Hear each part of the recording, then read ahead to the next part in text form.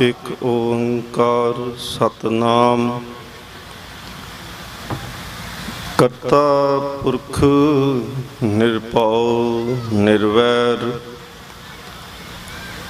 अकाल मूरत अजुनी सैभं गुर प्रसाद। हे प्राणनाथ गोविंदे कृपा निधान जगत गुरु। हे संसार ताप हरने करुणा मैं सब दुख हरो। हे शरण जोग दयाले दीनानाथ मैं करो। शरीर स्वस्थ खीन समय सिमरंत नानक राम दमोदर माधवे। परम सम्मान योग तख्त चवर छत्र दे मालिक सतगुरु गुरु ग्रंथ साहिब महाराज पातशाह जी की पावन पवित्र हजूरी अंदर ब्रह्म ज्ञानी महापुरख संत बाबा प्रेम सिंह जी मुराले वालियां दे वसाए हुए नगर दे विच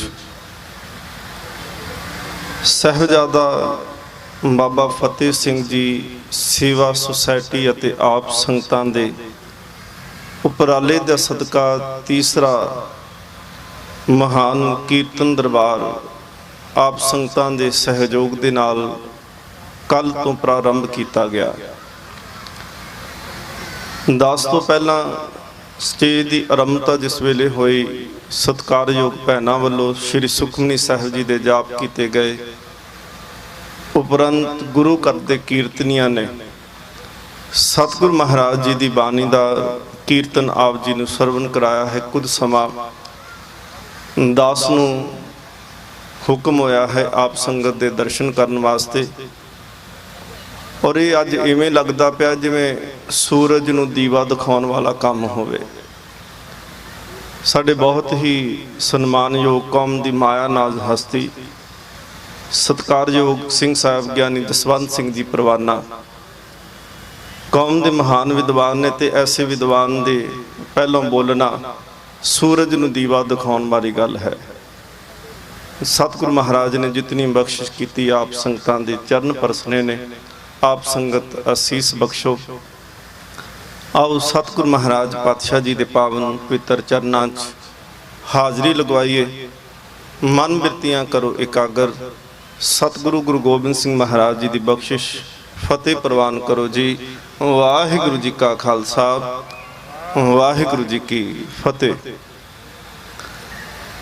जो असी सतगुरु महाराज जी की बानी पढ़ते हैं तो सतगुरु गुरु नानक देव महाराज जी के बचन ने हुक्म मन्या होवे प्रवान ता खसमे का महल पाए से। गुरु नानक देव महाराज पातशाह जी की शताब्दी आउंदी पई है। 550 साला विश्व दे विच जिथे भी सिख बैठा है उन्होंने मनाउणा है। और खास करके जिस इलाके दे विच तुसीं हो इस इलाके दे विच धन गुरु नानक देव महाराज पातशाह जी ने जिंदगी का बहुत लंबा समा जिहड़ा है गुजारिया है।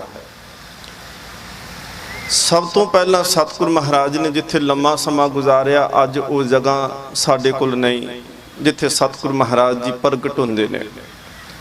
ननकाना साहिब की धरती जिथे सतगुरु गुरु नानक देव महाराज पातशाह जी ने अखीरला समा अपने जीवन का बतीत किया। अज वो भी धरती साडे कोल नहीं। हद्दां मन्ने समय के डर समय दियां हुकूमतां बहुत कुछ वंडिया गया पर अज साडे कोल वो धरती मौजूद है जिस धरती के उपर गुरु नानक देव महाराज पातशाह जी ने सब तो पहला बाणी उचारण की है। वो स्थान अज साडे कोल मौजूद है। गुरु ग्रंथ साहिब महाराज पातशाह जी की असीं बाणी पढ़ते हैं तो जो बाणी की आरंभता होंदी है ਬਾਣੀ ਦੀ ਆਰੰਭਤਾ ਇੱਕ ਤੋਂ ਕੀਤੀ ਗਈ, ਬਾਰ-ਬਾਰ ਰਾਗ ਦੀ ਆਰੰਭਤਾ ਹੋਈ, ਵੱਖ-ਵੱਖ ਗੁਰੂ ਮਹਿਲ ਦੇ ਵੱਲੋਂ ਬਾਣੀ ਉਚਾਰਨ ਕੀਤੀ ਗਈ, ਉਸ ਦੀ ਆਰੰਭਤਾ ਹੁੰਦੀ ਹੈ। ਭਗਤ ਬਾਣੀ ਦੀ ਆਰੰਭਤਾ ਹੁੰਦੀ ਹੈ, ਪਟ ਸਾਹਿਬਾਨ ਦੀ ਬਾਣੀ ਦੀ ਆਰੰਭਤਾ ਹੁੰਦੀ, ਗੁਰਸਿੱਖਾਂ ਦੀ ਬਾਣੀ ਦੀ ਆਰੰਭਤਾ ਹੁੰਦੀ ਹੈ। ਜਿਸ ਵੇਲੇ ਵੀ ਕੋਈ ਨਵਾਂ ਮਜ਼ਮੂਨ, ਨਵਾਂ ਰਾਗ, ਨਵੇਂ ਸਰੀਰ ਦੇ ਵੱਲੋਂ ਜੋ ਬਾਣੀ ਉਚਾਰਨ ਕੀਤੀ ਲਿਖੀ ਜਾ ਰਹੀ, ਉੱਥੇ ਸਭ ਤੋਂ ਪਹਿਲੋਂ ਆਰੰਭਤਾ ਇੱਕ ਓੰਕਾਰ ਤੋਂ ਕੀਤੀ ਜਾਂਦੀ। ਔਰ ਹਰ ਵਾਰ ਸਤਿਗੁਰ ਮਹਾਰਾਜ ਨੇ ਸੰਪੂਰਨਤਾ ਜਿਹੜੀ ਕੀਤੀ ਹੈ ਗੁਰਪ੍ਰਸਾਦ ਤੇ ਜਾ ਕੇ ਕਰ ਦਿੱਤੀ ਹੈ। ਸਤਿਗੁਰ ਮਹਾਰਾਜ ਪਾਤਸ਼ਾਹ ਜੀ ਨੇ ਇੱਕ ਦੇ ਨਾਲ ਜੋੜਿਆ। ਔਰ ਇੱਥੇ ਇੱਕ ਸਿਧਾਂਤ ਜਿਹੜਾ ਸੀ ਗੁਰਬਾਣੀ ਦਾ ਸਤਿਗੁਰ ਮਹਾਰਾਜ ਨੇ ਸਾਨੂੰ ਬਖਸ਼ਿਸ਼ ਕੀਤਾ ਹੈ, ਉਹ ਸਿਧਾਂਤ ਸੀ ਕਿ ਗੱਲ ਕਿਸੇ ਵੀ ਰਾਗ ਦੇ ਵਿੱਚ ਕੀਤੀ ਜਾਵੇ, ਬਾਣੀ ਕਿਸੇ ਵੀ ਸਰੀਰ ਦੇ ਵੱਲੋਂ ਉਚਾਰਨ ਕੀਤੀ ਜਾਵੇ, ਪਰ ਇਸ ਦਾ ਧੁਰਾ, ਇਸ ਦਾ ਕੇਂਦਰ ਬਿਲਕੁਲ ਇੱਕ ਰਹੇਗਾ ਤੇ ਇੱਕ ਤੋਂ ਇਲਾਵਾ ਇਹ ਕਿਸੇ ਦੂਸਰੇ ਦੀ ਗੱਲ ਨਹੀਂ ਕਰਦੇ। ਮੈਂ ਬੇਨਤੀ ਕੀਤੀ ਸੀ ਬਾਣੀ ਦੀ ਪੰਕਤੀ, ਹੁਕਮ ਮੰਨਿਆ ਹੋਵੇ ਪ੍ਰਵਾਨ ਤਾਂ ਖਸਮੇ ਕਾ ਮਹਿਲ ਪਾਏ ਸੀ। ਇਸ ਦੀ ਆਧਾਰ ਬਣਾ ਕੇ ਆਪ ਸੰਗਤਾਂ ਦੇ ਨਾਲ ਵਿਚਾਰ ਸਾਂਝੇ ਕਰਨੇ ਨੇ ਤੇ ਸਮੇਂ 'ਚ ਰਹਿ ਕੇ ਸਮਾਪਤੀ ਕਰਨੀ ਹੈ, ਕਿਉਂਕਿ ਪੰਥ ਦੀ ਵਿਦਵਾਨ ਸ਼ਖਸੀਅਤ ਸਟੇਜ ਤੇ ਸਵਾਏਮਾਨ ਹੈ। ਗੁਰਬਾਣੀ ਦੇ ਵਿੱਚ ਜਦੋਂ ਅਸੀਂ ਦਰਸ਼ਨ ਕਰਦੇ ਹਾਂ ਤੇ 12 ਮਾਹ ਅਸੀਂ ਪੜ੍ਹਦੇ ਹਾਂ। 12 ਮਾਹ ਦੇ ਵਿੱਚ ਸਤਿਗੁਰ ਮਹਾਰਾਜ ਜਦੋਂ ਜੇਠ ਮਹੀਨੇ ਦੀ ਗੱਲ ਕਰਦੇ ਨੇ ਤੇ ਉੱਥੇ ਸਤਿਗੁਰ ਮਹਾਰਾਜ ਧੰਨ ਗੁਰੂ ਅਰਜਨ ਦੇਵ ਮਹਾਰਾਜ ਕਹਿੰਦੇ ਨੇ, ਜੇਠ ਜੁੜੰਦਾ ਲੋੜੀਏ ਜਿਸ ਅੱਗੇ ਸਭ ਨਿਵਾਨਾ। ਤੂੰ ਉਸ ਦੇ ਨਾਲ ਜੁੜ ਜਾ ਜਿੰਦੇ ਅੱਗੇ ਸਾਰੇ ਝੁਕਦੇ ਪਏ ਨੇ, ਤੂੰ ਉਸ ਦੇ ਅੱਗੇ ਸੀਸ ਝੁਕਾ ਦੇ ਜਿੰਦੇ ਅੱਗੇ ਸਭ ਸੀਸ ਝੁਕਾਉਂਦੇ ਪਏ ਨੇ। ਹੁਣ ਜਦੋਂ ਸਭ ਦੀ ਗੱਲ ਆਉਂਦੀ ਆ ਤੇ ਉੱਥੇ ਮਨ ਜਗਿਆਸਾ ਕਰਦਾ ਹੈ ਕਿ ਸਭ ਦੇ ਵਿੱਚ ਕੌਣ ਆਉਂਦਾ ਹੈ।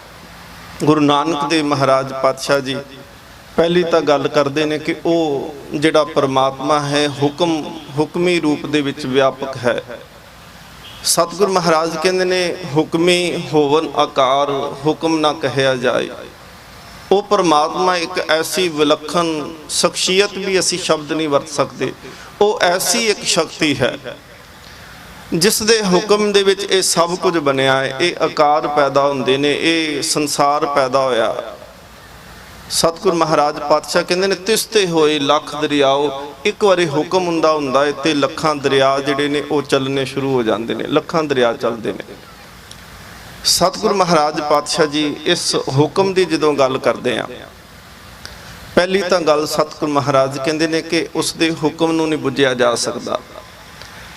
ਦੂਸਰਾ ਸਤਿਗੁਰ ਮਹਾਰਾਜ ਪਾਤਸ਼ਾਹ ਕਹਿੰਦੇ ਨੇ ਕਿ ਉਹ ਹੁਕਮੀ ਕੈਸਾ ਹੈ, ਇਹਦੀ ਵੀ ਸਾਨੂੰ ਸਮਝ ਨਹੀਂ ਆ ਸਕਦੀ। ਹੁਕਮੀ ਹੋਵਨ ਆਕਾਰ ਹੁਕਮ ਨਾ ਕਹਿਆ ਜਾਈ। ਹੁਕਮੀ ਹੋਵਨ ਜੀ ਹੁਕਮ ਮਿਲੇ ਵਡਿਆਈ। ਜੇ ਵਡਿਆਈ ਮਿਲੀ, ਜੇ ਸੋਭਾ ਮਿਲੀ, ਜੇ ਆਕਾਰ ਬਣੇ, ਜੇ ਸੰਸਾਰ ਬਣਿਆ, ਇਹ ਸਭ ਕੁਝ ਉਸ ਦੇ ਹੁਕਮ ਦੇ ਵਿੱਚ ਹੈ। ਪਰ ਸਤਿਗੁਰ ਮਹਾਰਾਜ ਇਸ ਦੀ ਅਖੀਰਤਾ ਇਸ ਪੌੜੀ ਦੀ ਜਦੋਂ ਕਰਦੇ ਨੇ, ਸੰਪੂਰਨਤਾ ਕਰਦੇ ਨੇ, ਤੇ ਸਤਿਗੁਰ ਮਹਾਰਾਜ ਜੀ ਨੇ ਇੱਕ ਬਚਨ ਕਹਿ ਦਿੱਤਾ, ਗੱਲ ਮੁਕਾ ਦਿੱਤੀ। ਕਹਿਣ ਲੱਗੇ, ਹੁਕਮੇ ਅੰਦਰ ਸਭ ਕੋ ਬਾਹਰ ਹੁਕਮ ਨਾ ਕੋਏ।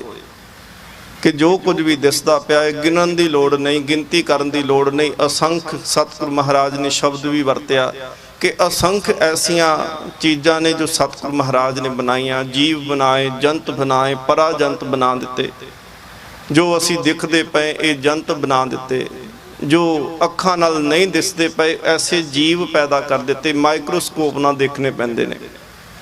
ਤੇ ਕੁਝ ਐਸੇ ਵੀ ਜੰਤ ਜਿਹਨੂੰ ਪਰਾ ਜੰਤ, ਜੰਤ ਤੋਂ ਵੀ ਪਰੇ ਦੀ ਗੱਲ ਕੀਤੀ, ਉਹ ਵੀ ਬਣਾ ਦਿੱਤੇ ਜਿਨ੍ਹਾਂ ਨੂੰ ਮਾਈਕਰੋਸਕੋਪ ਦੇ ਨਾਲ ਵੀ ਨਹੀਂ ਦੇਖ ਸਕਦੇ। ਸਤਿਗੁਰ ਮਹਾਰਾਜ ਪਾਤਸ਼ਾਹ ਜੀ ਨੇ ਫਿਰ ਗੱਲ ਖਤਮ ਇੱਥੇ ਕੀਤੀ, ਕਹਿਣ ਲੱਗੇ, ਹੁਕਮੇ ਅੰਦਰ ਸਭ ਕੋ। ਹੁਣ ਸਭ ਦੇ ਵਿੱਚ ਸਾਰਾ ਕੁਝ ਹੀ ਆ ਜਾਂਦਾ ਹੈ, ਬਹੁਤ ਦੇ ਵਿੱਚ ਸਾਰਾ ਕੁਝ ਨਹੀਂ ਆਉਂਦਾ। ਇੱਕ ਅਸੀਂ ਪੌੜੀ ਪੜ੍ਹਦੇ ਹਾਂ ਆਨੰਦ ਸਾਹਿਬ ਦੀ, ਉਹਦੇ ਵਿੱਚ ਸਤਿਗੁਰ ਮਹਾਰਾਜ ਨੇ ਇਹ ਗੱਲ ਕਹੀ ਹੈ ਕਿ ਤੇਰੇ ਘਰ ਦੇ ਵਿੱਚ ਬਹੁਤ ਕੁਛ ਨਹੀਂ, ਸਭ ਕੁਛ ਹੈ। ਬਹੁਤ ਕੁਛ ਹੋਵੇ ਅਸੀਂ ਗਿਣਨਾ ਸ਼ੁਰੂ ਕਰਦੇ, ਆ ਹੈ, ਉਹ ਹੈ, ਉਹ ਹੈ, ਤੇ ਗਿਣਤੀ ਗਿਣਦਿਆਂ ਇਹ ਬਹੁਤ ਜਿਹੜਾ ਹੈ ਇਹ ਖਤਮ ਹੋ ਜਾਂਦਾ ਹੈ। ਤੇ ਜਿੱਥੇ ਸਭ ਸ਼ਬਦ ਆ ਜਾਂਦਾ ਹੈ ਉੱਥੇ ਖਤਮ ਨਹੀਂ ਕੋਈ ਹੋ ਸਕਦਾ, ਉਸ ਦਾ ਅੰਤ ਨਹੀਂ ਹੁੰਦਾ, ਉਸ ਦਾ ਪਾਰਾਵਾਰ ਨਹੀਂ ਹੋ ਸਕਦਾ।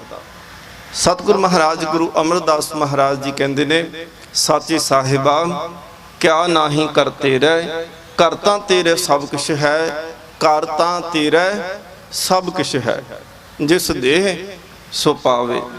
ਕਿ ਘਰ ਦੇ ਵਿੱਚ ਤੇਰੇ ਸਭ ਕੁਝ ਹੀ ਹੈ, ਕੋਈ ਵੀ ਐਸੀ ਅਸੀਂ ਵਸਤੂ, ਹਸਤੀ, ਤਾਕਤ, ਸ਼ਕਤੀ, ਸਿੱਧੀ ਪ੍ਰਸਿੱਧੀ, ਕੋਈ ਵੀ ਇਸ ਤਰ੍ਹਾਂ ਦੀ ਗੱਲ ਨਹੀਂ ਜੋ ਉਸਦੇ ਘਰ ਦੇ ਵਿੱਚ ਮੌਜੂਦ ਨਹੀਂ। ਹੁਣ ਸਤਿਗੁਰੂ ਮਹਾਰਾਜ ਗੁਰੂ ਨਾਨਕ ਦੇਵ ਜੀ ਨੇ ਕਹਿੰਦੇ ਨੇ ਕਿ ਜੋ ਵੀ ਕੁਝ ਇੱਥੇ ਪਸਾਰਾ ਹੈ ਸਭ ਤੇਰੇ ਹੁਕਮ ਦੇ ਵਿੱਚ ਹੈ। ਤੇ ਹੁਕਮ ਤੋਂ ਬਾਹਰ ਜੇ ਕੋਈ ਸੋਚੇ ਵੀ ਕਿ ਮੈਂ ਜਾ ਸਕਦਾ ਹੈ, ਸਤਿਗੁਰੂ ਮਹਾਰਾਜ ਕਹਿੰਦੇ ਬਿਲਕੁਲ ਨਹੀਂ ਜੀ ਜਾ ਸਕਦਾ। ਹੁਕਮ ਤੋਂ ਬਾਹਰ ਜਾਇਆ ਹੀ ਨਹੀਂ ਜਾ ਸਕਦਾ, ਕਿਉਂਕਿ ਸਾਰਾ ਕੁਝ ਉਸਦੇ ਹੁਕਮ ਦੇ ਵਿੱਚ ਚੱਲਦਾ ਪਿਆ ਹੈ। ਸਤਿਗੁਰੂ ਮਹਾਰਾਜ ਇਸ ਨੂੰ ਆਸਾ ਕੀ ਵਾਰ ਦੇ ਵਿੱਚ ਬਿਆਨ ਕਰਦੇ ਆ। ਸ਼ਬਦ ਵਰਤਿਆ ਸਤਿਗੁਰੂ ਗੁਰੂ ਨਾਨਕ ਦੇਵ ਮਹਾਰਾਜ ਕਹਿੰਦੇ ਨੇ ਭੈ ਸ਼ਬਦ। ਭੈ ਦਾ ਅਰਥ ਵੀ ਹੁਕਮ, ਭੈ ਦਾ ਅਰਥ ਵੀ ਮਰਿਆਦਾ। ਔਰ ਮਰਿਆਦਾ ਵਿਦਵਾਨ ਕਹਿੰਦੇ ਨੇ ਕਿ ਮਰਿਆਦਾ ਸੰਸਕ੍ਰਿਤ ਦਾ ਸ਼ਬਦ ਹੈ, ਮਰਿਆ ਤੋਂ ਮਰਿਆਦਾ ਸ਼ਬਦ ਬਣਦਾ ਹੈ। ਤੇ ਮਰਿਆਦਾ ਦੇ ਅਰਥ ਹੁੰਦੇ ਨੇ ਕਿਸੇ ਇੱਕ ਰਸਤੇ ਤੇ ਤੁਰੇ ਜਾਣਾ ਤੇ ਉੱਥੋਂ ਆਸੇ-ਪਾਸੇ ਨਹੀਂ ਹੋਣਾ। ਜੋ ਰਸਤਾ ਨਿਸ਼ਚਿਤ ਕਰ ਦਿੱਤਾ ਗਿਆ, ਜੋ ਰਸਤਾ ਆਧਾਰਿਤ ਕਰ ਦਿੱਤਾ ਗਿਆ, ਉਸ ਤੋਂ ਉਹਨੂੰ ਛੱਡ ਕੇ ਆਸੇ-ਪਾਸੇ ਨਹੀਂ ਜਾ ਸਕਦਾ। ਜਿਵੇਂ ਉਦਾਹਰਨ ਦੇ ਤੌਰ ਤੇ ਅਸੀਂ ਵਰਤਦੇ ਹਾਂ ਕਿ ਦਰਿਆ ਵਗਦੇ ਨੇ ਤੇ ਉਹ ਬਿਲਕੁਲ ਕੰਢਿਆਂ ਦੇ ਵਿਚਕਾਰ ਵਗਦੇ ਆ। ਔਰ ਜੋ ਦਰਿਆ ਕੰਢਿਆਂ ਦੇ ਵਿੱਚ ਵਗਦਾ ਪਿਆ ਹੈ ਉਹ ਆਪਣੀ ਮੰਜ਼ਿਲ ਤੱਕ ਇੱਕ ਦਿਨ ਜ਼ਰੂਰ ਪਹੁੰਚ ਜਾਂਦਾ, ਕਿਉਂਕਿ ਵਗਦਾ ਪਿਆ ਇੱਕ ਰਸਤੇ ਤੇ ਤੁਰਦਾ ਪਿਆ। ਜਿਹੜੇ ਰਾਹ ਬਣੇ ਨੇ ਉਹਦੇ ਤੇ ਉਹ ਤੁਰਦਾ ਤੁਰਦਾ ਮੰਜ਼ਿਲ 100 ਸਮੁੰਦਰ ਤੱਕ ਜਾ ਮਿਲਦਾ ਹੈ। ਪਰ ਜਿਸ ਦਿਨ ਦਰਿਆ ਆਪਣੀ ਮਰਿਆਦਾ ਤੋੜ ਦਿੰਦੇ ਨੇ, ਜਿਸ ਦਿਨ ਦਰਿਆ ਕੰਢਿਆਂ ਤੋਂ ਬਾਹਰ ਆ ਕੇ ਵਗਣ ਲੱਗ ਪੈਂਦੇ ਨੇ, ਉਸ ਦਿਨ ਉਹ ਦਰਿਆ ਦਾ ਪਾਣੀ ਖੇਤਾਂ ਦੇ ਵਿੱਚ, ਉਜਾੜ ਦੇ ਵਿੱਚ, ਬਿਆਬਾਨ ਦੇ ਵਿੱਚ, ਰੇਤੇ ਦੇ ਵਿੱਚ ਖਤਮ ਹੋ ਜਾਂਦਾ ਹੈ, ਮੰਜ਼ਿਲ ਤੇ ਨਹੀਂ ਪਹੁੰਚ ਸਕਦਾ। ਆਰੰਭਤਾ ਸਤਿਗੁਰੂ ਮਹਾਰਾਜ ਕਹਿੰਦੇ ਨੇ ਹੁੰਦੀ ਏ ਕਿ ਜਦੋਂ ਸਮੁੰਦਰ ਦੇ ਵਿੱਚ ਸੀ, ਭਾਫ ਬਣਿਆ, ਬੱਦਲ ਬਣਿਆ, ਮੀਂਹ ਬਣਿਆ, ਬਾਰਿਸ਼ ਹੋਈ, ਨਦੀਆਂ ਦਾ ਰੂਪ ਧਾਰਨ ਕਰ ਗਿਆ, ਪਰ ਮੰਜ਼ਿਲ ਫਿਰ ਸਮੁੰਦਰ ਹੈ, 100 ਸਮੁੰਦਰ। ਸਤਿਗੁਰੂ ਮਹਾਰਾਜ ਪਾਤਸ਼ਾਹ ਜੀ ਕਹਿੰਦੇ ਨੇ ਇਹ ਮਰਿਆਦਾ ਹੈ, ਭੈ ਹੈ, ਹੁਕਮ ਹੈ। ਤੇ ਗੁਰੂ ਨਾਨਕ ਦੇਵ ਮਹਾਰਾਜ ਕਹਿੰਦੇ ਨੇ ਹੁਕਮ ਮੰਨਿਆ ਹੋਵੇ ਪ੍ਰਵਾਨ ਤਾਂ ਖਸਮੇ ਕਾ ਮਹਿਲ ਪਾਏ ਸੀ। ਪਹਿਲੀ ਗੱਲ ਹੁਕਮ ਮੰਨਣ ਵਾਲਾ ਸਤਿਗੁਰੂ ਗੁਰੂ ਨਾਨਕ ਦੇਵ ਮਹਾਰਾਜ ਕਹਿੰਦੇ ਨੇ ਪ੍ਰਵਾਨ ਹੁੰਦਾ ਹੈ। ਦੂਸਰਾ ਸਤਿਗੁਰੂ ਮਹਾਰਾਜ ਕਹਿੰਦੇ ਨੇ ਹੁਕਮ ਮੰਨਿਆ ਹੋਵੇ ਪ੍ਰਵਾਨ ਤਾਂ ਖਸਮੇ ਕਾ ਮਹਿਲ ਪਾਏ ਸੀ, ਤਾਂ ਉਹਨੂੰ ਖਸਮ ਦਾ ਮਹਿਲ ਮਿਲਦਾ ਹੈ, ਖਸਮ ਦਾ ਘਰ ਮਿਲਦਾ ਹੈ। ਖਸਮ ਦੇ ਘਰ ਦੇ ਵਿੱਚ ਉਹਨੂੰ ਪ੍ਰਵਾਨਤਾ ਮਿਲ ਜਾਂਦੀ ਹੈ, ਉਹ ਖਸਮ ਦੇ ਘਰ ਦੇ ਵਿੱਚ ਰਹਿਣ ਦੀ ਇਜਾਜ਼ਤ ਮਿਲ ਜਾਂਦੀ ਹੈ। ਸਤਿਗੁਰੂ ਮਹਾਰਾਜ ਪਾਤਸ਼ਾਹ ਜੀ ਨੇ ਸ਼ਲੋਕ ਉਚਾਰਨ ਕੀਤਾ, ਭੈ ਵਿੱਚ ਪਵਨ ਵਹੇ ਸਦਵਾਓ, ਭੈ ਵਿੱਚ ਚੱਲੇ ਲੱਖ ਦਰਿਆਓ। ਸਤਿਗੁਰੂ ਮਹਾਰਾਜ ਨੇ ਇਸ ਪੂਰੇ ਸ਼ਲੋਕ ਦੇ ਵਿੱਚ ਉਹ ਸ਼ਕਤੀਆਂ ਦੀ ਗੱਲ ਕੀਤੀ ਜਿਨ੍ਹਾਂ ਨੂੰ ਮਨੁੱਖ ਨੇ ਦੇਵਤਿਆਂ ਦੇ ਵਾਂਗੂ ਪੂਜਣਾ ਸ਼ੁਰੂ ਕਰ ਦਿੱਤਾ। ਹਵਾ ਨੂੰ ਪੂਜਿਆ, ਸੂਰਜ ਨੂੰ ਪੂਜਿਆ, ਚੰਦਰਮਾ ਨੂੰ ਪੂਜਿਆ, ਅੱਗ ਨੂੰ ਪੂਜਿਆ, ਦਰਿਆਵਾਂ ਨੂੰ ਪੂਜਿਆ। ਪਰ ਸਤਿਗੁਰੂ ਮਹਾਰਾਜ ਪਾਤਸ਼ਾਹ ਕਹਿੰਦੇ ਨੇ ਗੁਰੂ ਨਾਨਕ ਦੇਵ ਮਹਾਰਾਜ ਇਹ ਸਾਰਾ ਕੁਝ ਤੇਰੇ ਹੁਕਮ ਦੇ ਵਿੱਚ ਹੈ। ਤੇਰੇ ਹੁਕਮ ਦੇ ਵਿੱਚ ਹਵਾ ਚੱਲਦੀ ਹੈ, ਤੇਰੇ ਹੁਕਮ ਦੇ ਵਿੱਚ ਸੂਰਜ ਚੜ੍ਹਦਾ ਪਿਆ ਹੈ। ਹੁਣ ਦੇਖੋ, ਇੱਕ ਅਸੀਂ ਅਕਸਰ ਦੇਖਦੇ ਹਾਂ ਜਦੋਂ ਕਿਸੇ ਜੋਤਿਸ਼ ਦੇ ਕੋਲ ਜਾਓ, ਉਹ ਤੁਹਾਡੀ ਕੁੰਡਲੀ ਖੋਲਦਾ ਹੈ। ਕੁੰਡਲੀ ਖੋਲ ਕੇ ਉਹ ਤੁਹਾਡੀ ਕਹਿੰਦਾ ਹੈ ਕਿ ਤੇਰਾ ਸੂਰਜ ਫਲਾਣੇ ਘਰ ਦੇ ਵਿੱਚ ਆ, ਤੇਰਾ ਚੰਦਰਮਾ ਫਲਾਣੇ ਘਰ ਦੇ ਵਿੱਚ ਆ, ਤੇਰਾ ਰਾਹੂ ਇੱਥੇ ਬੈਠਾ ਹੈ, ਕਿ ਤੂੰ ਉਹ 9-10 ਗ੍ਰਹਿਾਂ ਨੂੰ ਵੱਖ-ਵੱਖ ਘਰਾਂ ਦੇ ਵਿੱਚ ਬਿਠਾ ਦਿੰਦਾ ਹੈ। ਫਿਰ ਉਹ ਕਹਿੰਦਾ ਹੈ ਕਿ ਦੇਖੋ, ਜੇਕਰ ਤੇਰੇ ਕੰਮ ਨਹੀਂ ਚੱਲਦਾ, ਜੇ ਤੇਰਾ ਕਾਰੋਬਾਰ ਨਹੀਂ ਚੱਲਦਾ, ਜੇ ਤੇਰਾ ਕੋਈ ਗੱਲ ਕਿਤੇ ਬਣਦੀ ਨਹੀਂ, ਤੂੰ ਮੇਰੇ ਤੋਂ ਪੂਜਾ ਕਰਾ, ਮੈਂ ਤੈਨੂੰ ਪੂਜਾ ਕਰਕੇ ਤੇਰੇ ਗ੍ਰਹਿਾਂ ਨੂੰ ਬਦਲ ਦੇਵਾਂਗਾ। ਹੁਣ ਦੇਖੋ, ਉਹ ਸੂਰਜ ਨੂੰ ਵੀ ਬਦਲ ਦਿੰਦਾ ਹੈ, ਉਹ ਚੰਦਰਮਾ ਨੂੰ ਵੀ ਬਦਲ ਦਿੰਦਾ ਹੈ, ਤੇ ਉਹ ਬਦਲਦਾ ਕੁਝ ਨਹੀਂ। ਅਸਲ ਦੇ ਵਿੱਚ ਉਹ ਜਿਹੜਾ ਆਇਆ ਹੁੰਦਾ ਹੈ ਉਹਨੂੰ ਕੇਵਲ ਭਰਮ ਦੇ ਵਿੱਚ ਪਾਉਂਦਾ ਹੈ ਤੇ ਕਹਿੰਦਾ ਮੈਂ ਤੈਨੂੰ ਦੇਖ, ਮੈਂ ਤੇਰੇ ਗ੍ਰਹਿ ਬਦਲ ਦਿੱਤੇ। ਜਦ ਕਿ ਬਾਣੀ ਕਹਿੰਦੀ ਪਈ ਇਹ ਗ੍ਰਹਿ ਜਿਹੜੇ ਨੇ ਆਪਣੀ ਚਾਲ ਦੇ ਵਿੱਚ ਚੱਲਦੇ ਨੇ ਤੇ ਲਗਾਤਾਰ ਚੱਲਦੇ ਪਏ ਨੇ। ਕਦੀ ਕਿਸੇ ਪੰਡਤ ਨੇ ਇਸ ਤਰ੍ਹਾਂ ਕੀਤਾ ਕਿ ਸੂਰਜ ਪੂਰਬ ਦੀ ਥਾਂ ਤੇ ਕਵੇ ਕਿ ਮੈਂ ਪੱਛਮ ਤੋਂ ਚੜਾ ਦੇਵਾਂਗਾ, ਮੈਂ ਹਵਨ ਕੀਤਾ, ਮੈਂ ਪੂਜਾ ਕੀਤੀ, ਮੈਂ ਪਾਠ ਕੀਤਾ, ਇਹ ਚੰਦਰਮਾ ਜਿਹੜਾ ਹੈ ਇਸ ਜਗ੍ਹਾ ਤੋਂ ਨਹੀਂ, ਇਹ ਦੂਸਰੇ ਪਾਸੇ ਤੋਂ ਚੜ੍ਹਨਾ ਸ਼ੁਰੂ ਹੋ ਜਾਏਗਾ। ਅਸਲ ਦੇ ਵਿੱਚ ਇਹ ਜੋ ਕੁਝ ਪਸਾਰਾ ਦਿਖਦਾ ਹੈ, ਸਤਿਗੁਰੂ ਮਹਾਰਾਜ ਕਹਿੰਦੇ ਨੇ ਹੁਕਮੇ ਅੰਦਰ ਸਭ ਕੋ, ਇਹ ਸਾਰਾ ਕੁਝ ਹੁਕਮ ਦੇ ਵਿੱਚ ਹੈ।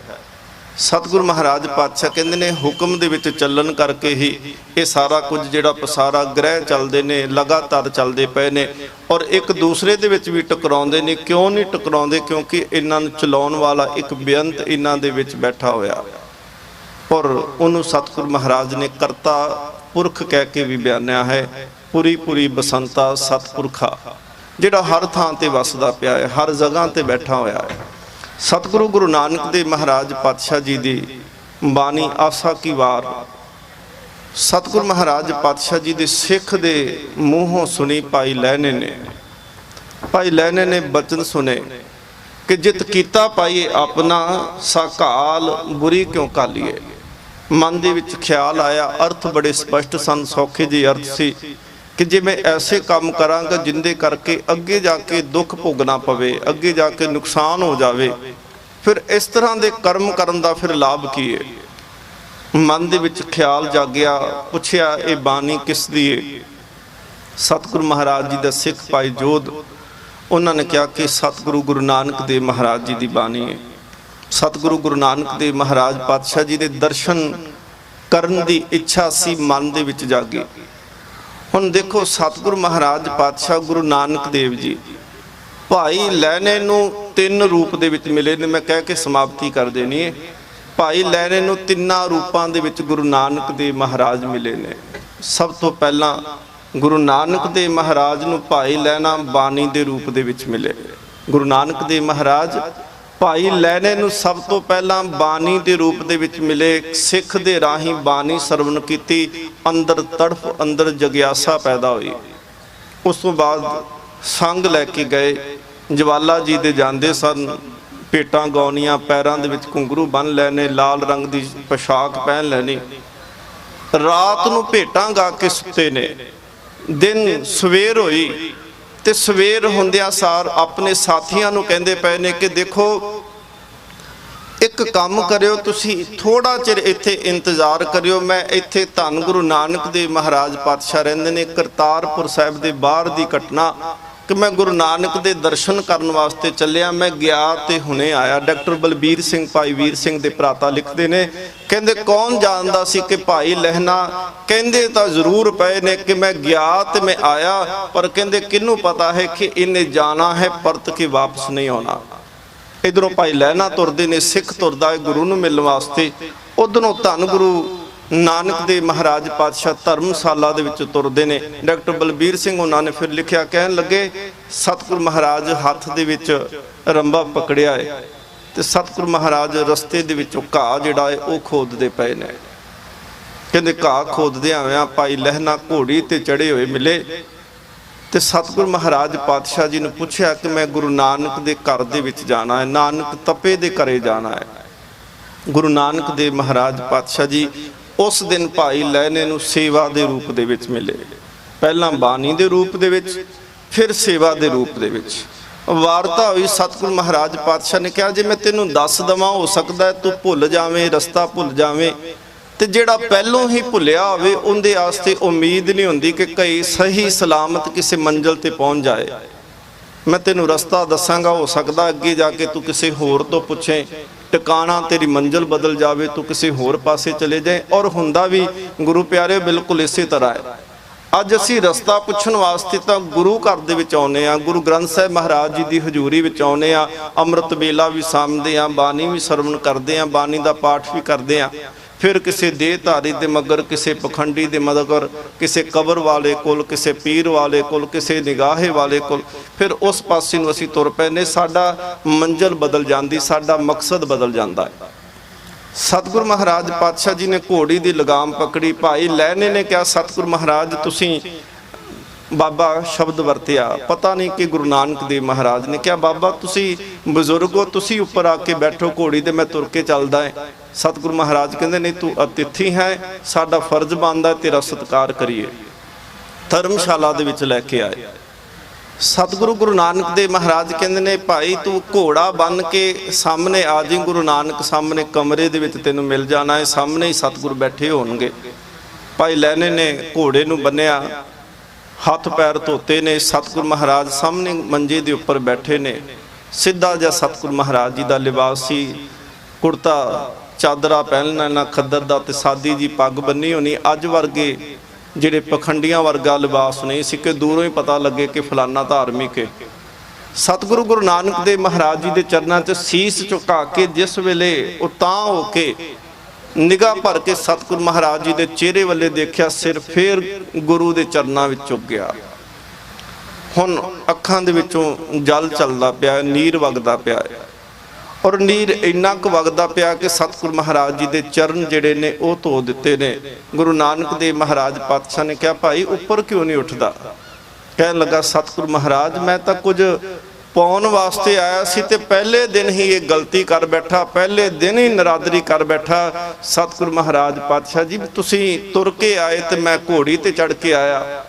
ਭਾਈ ਡਾਕਟਰ ਬਲਬੀਰ ਸਿੰਘ ਕਹਿੰਦੇ ਨੇ ਗੁਰੂ ਨਾਨਕ ਦੇਵ ਮਹਾਰਾਜ ਜੀ ਨੇ ਪੁੱਛਿਆ, ਕਹਿਣ ਲੱਗੇ ਭਾਈ ਤੇਰਾ ਨਾਂ ਨਹੀਂ ਪੁੱਛਿਆ, ਤੇਰਾ ਨਾਮ ਕੀ ਹੈ?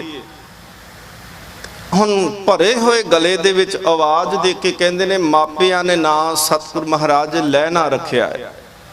ਗੁਰੂ ਨਾਨਕ ਦੇਵ ਮਹਾਰਾਜ ਹੱਥ ਤੇ ਹੱਥ ਮਾਰ ਕੇ ਮੁਸਕਰਾਉਂਦੇ ਨੇ, ਕਹਿੰਦੇ ਲਹਿਣਿਆ ਫਿਰ ਵਿਰਲਾਪ ਕਿਉਂ? ਜਿਹੜੇ ਲਹਿਣੇਦਾਰ ਹੁੰਦੇ ਨੇ, ਜਿਨ੍ਹਾਂ ਨੇ ਕੁਝ ਲੈਣਾ ਹੁੰਦਾ ਹੈ ਉਹ ਘੋੜੀਆਂ ਤੇ ਹੀ ਚੜ ਕੇ ਆਉਂਦੇ ਨੇ ਤੇ ਜਿਨ੍ਹਾਂ ਦੇਣਾ ਹੁੰਦਾ ਉਹ ਇਸੇ ਤਰ੍ਹਾਂ ਅੱਗੋਂ ਜਾ ਕੇ ਲੈਣ ਵਾਸਤੇ ਆਉਂਦੇ ਨੇ।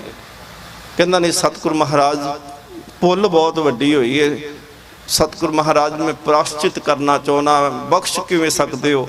ਸਤਿਗੁਰੂ ਮਹਾਰਾਜ ਨੇ ਇੱਕੋ ਹੀ ਗੱਲ ਕਹੀ ਸੀ, ਕਹਿ ਲੱਗੇ ਦੇਖ ਭਾਈ ਲਹਿਣਿਆ, ਜਿਸ ਤਰ੍ਹਾਂ ਤੂੰ ਘੋੜੀ ਦੀਆਂ ਲਗਾਮਾਂ ਮੈਨੂੰ ਫੜਾ ਦਿੱਤੀਆਂ ਸੀ ਤੇ ਮੰਜ਼ਲ ਤੇ ਟਿਕਾਣੇ ਤੇ ਪਹੁੰਚ ਗਿਆ ਹੈ, ਇਸੇ ਤਰ੍ਹਾਂ ਆਪਣੇ ਮਨ ਦੀਆਂ ਲਗਾਮਾਂ ਵੀ ਮੈਨੂੰ ਫੜਾ ਛੱਡੀ ਤਾਂ ਕਿ ਤੇਰਾ ਮਨ ਹੁਣ ਕਿਸੇ ਹੋਰ ਦੂਸਰੇ ਪਾਸੇ ਨਾ ਜਾ ਸਕੇ।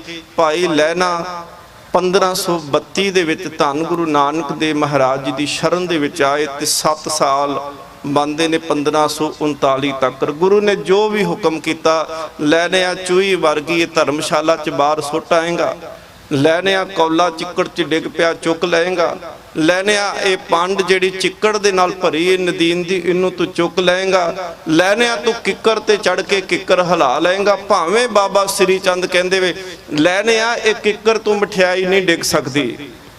ਲਖਮੀ ਦਾਸ ਕਹਿੰਦੇ ਨੇ ਸਾਡਾ ਬਾਪੂ 70-72 ਹੋ ਗਿਆ, ਇਹਨੂੰ ਸਮਝ ਕੋਈ ਨਹੀਂ ਰਹੀ, ਤੂੰ ਤਾਂ ਜਵਾਨ ਹੈ, ਤੂੰ ਕਿਉਂ ਕਿੱਕਰ ਦੇ ਉੱਪਰ ਚੜਿਆ ਹੈ? ਕਹਿੰਦਾ ਬਸ ਮੈਂ ਤਾਂ ਗੁਰੂ ਨਾਨਕ ਦੇ ਘਰ ਦਾ ਨੌਕਰ ਆ, ਗੁਰੂ ਨੇ ਜੋ ਹੁਕਮ ਕਰ ਦਿੱਤਾ ਮੇਰਾ ਕੰਮ ਹੈ ਹੁਕਮ ਨੂੰ ਮੰਨਣਾ, ਮਠਿਆਈ ਡਿੱਗਣੀ ਜਾਂ ਨਾ ਡਿੱਗਣੀ ਇਹ ਤਾਂ ਗੁਰੂ ਦੇ ਹੱਥ ਹੈ। ਸਤਿਗੁਰੂ ਮਹਾਰਾਜ ਕਹਿੰਦੇ ਨੇ ਹੁਕਮ ਮੰਨਿਆ ਹੋਵੇ ਪ੍ਰਵਾਨ ਤਾਂ ਖਸਮੇ ਕਾ ਮਹਿਲ ਪਾਏ ਸੀ। ਭਾਈ ਲਹਿਣੇ ਕੱਲਾ ਹੁਕਮ ਮੰਨਿਆ ਹੀ ਨਹੀਂ, ਹੁਕਮ ਮੰਨ ਕੇ ਕੱਲੇ ਪ੍ਰਵਾਨ ਨਹੀਂ ਹੋਏ, ਸਗੋਂ ਸਤਿਗੁਰੂ ਮਹਾਰਾਜ ਗੁਰੂ ਨਾਨਕ ਦਾ ਹੁਕਮ ਮੰਨ ਕੇ ਗੁਰੂ ਨਾਨਕ ਦਾ ਹੀ ਰੂਪ ਹੋ ਗਏ। ਉਹਨਾਂ ਗੁਰੂ ਨਾਨਕ ਦੇਵ ਮਹਾਰਾਜ ਪਾਤਸ਼ਾਹ ਜੀ ਦੀ 550 ਸਾਲਾ ਸ਼ਤਾਬਦੀ ਆ ਰਹੀ, ਬਸ ਬੇਨਤੀ ਕਰਕੇ ਸੰਪੂਰਨਤਾ ਕਰਨ ਲੱਗਿਆ ਹਾਂ। ਸਤਿਗੁਰੂ ਮਹਾਰਾਜ ਪਾਤਸ਼ਾਹ ਬਖਸ਼ਿਸ਼ ਕਰਨ। ਅਜੇ ਸਮਾਂ ਹੈ ਸਾਡੇ ਕੋਲ, ਨਵੰਬਰ ਦੇ ਵਿੱਚ ਆਰੰਭਤਾ ਹੋ ਜਾਣੀ ਗੁਰਮਤਿ ਸਮਾਗਮਾਂ ਦੀ, ਸਤੰਬਰ ਤੇ ਅਕਤੂਬਰ 1.5 ਮਹੀਨਾ ਜੇ ਕੋਸ਼ਿਸ਼ ਕਰੋ, ਯਤਨ ਕਰੋ ਤੇ ਸਤਿਗੁਰੂ ਮਹਾਰਾਜ ਜੀ ਦੀ ਬਾਣੀ ਦਾ ਇੱਕ ਸਹਿਜ ਪਾਠ ਜ਼ਰੂਰ ਕਰ ਲਓ। ਜਿਨ੍ਹਾਂ ਨੂੰ ਜਪਜੀ ਸਾਹਿਬ ਨਹੀਂ ਆਉਂਦਾ ਉਹ ਇੱਕ ਕੰਮ ਜ਼ਰੂਰ ਕਰਨ ਕਿ ਜਪਜੀ ਸਾਹਿਬ ਕੰਠ ਕਰ ਲੈਣ। ਜਿਨ੍ਹਾਂ ਨੂੰ ਜਪਜੀ ਸਾਹਿਬ ਕੰਠ ਹੋ ਚੁੱਕਾ ਹੈ ਉਹ ਇੱਕ ਕੰਮ ਕਰਨ ਕਿ ਜਪਜੀ ਸਾਹਿਬ ਦੇ ਅਰਥ ਪੜ੍ਹਨੇ ਸ਼ੁਰੂ ਕਰ ਦੇਣ, ਤੇ ਜਿਨ੍ਹਾਂ ਨੂੰ ਅਰਥ ਵੀ ਆਉਣ ਲੱਗ ਪਏ ਉਹ ਸੁਰਤ ਕਰਕੇ ਜਪਜੀ ਪੜ੍ਹਨ ਲੱਗ ਪਓ। ਗੁਰੂ ਨਾਨਕ ਹਿਰਦੇ ਵਿੱਚ ਵਸ ਜੇਗਾ, ਕਿਉਂਕਿ ਗੁਰੂ ਨਾਨਕ ਦੀ ਜਪਜੀ ਏ ਤੇ ਜਪਜੀ ਜਿਹੜਾ ਪੜ੍ਹਦਾ ਪਿਆ ਹੈ ਇਹਦਾ ਮਤਲਬ ਕਿ ਗੁਰੂ ਨਾਨਕ ਦੇ ਨਾਲ ਗੱਲਾਂ ਕਰਦਾ ਪਿਆ ਹੈ। ਸਤਿਗੁਰੂ ਮਹਾਰਾਜ ਪਾਤਸ਼ਾਹ ਬਖਸ਼ਿਸ਼ ਰਹਿਮਤ ਕਰਨ। ਬੋਲਦਿਆਂ ਹੋਇਆਂ ਬੇਅੰਤ ਭੁੱਲਾਂ ਦੀ ਖਿਮਾ। ਸਾਰੀ ਸੰਗਤ ਦਾ, ਪ੍ਰਬੰਧਕ ਸੱਜਣਾ ਦਾ ਬਹੁਤ ਬਹੁਤ ਧੰਨਵਾਦ। ਸਤਿਕਾਰਯੋਗ ਸਨਮਾਨਯੋਗ ਸ਼ਖਸੀਅਤ यानी जसवंत सिंह जी परवाना सिंह साहब जी बैठे ने स्टेज ते, उन्होंने आप जी के दर्शन करने ने। दास तो बोलद्या होइयां बेअंत भुल्लां दी खिमा। बुलाओ फतेह आखो जी। वाहिगुरू जी का खालसा वाहिगुरू जी की फतेह।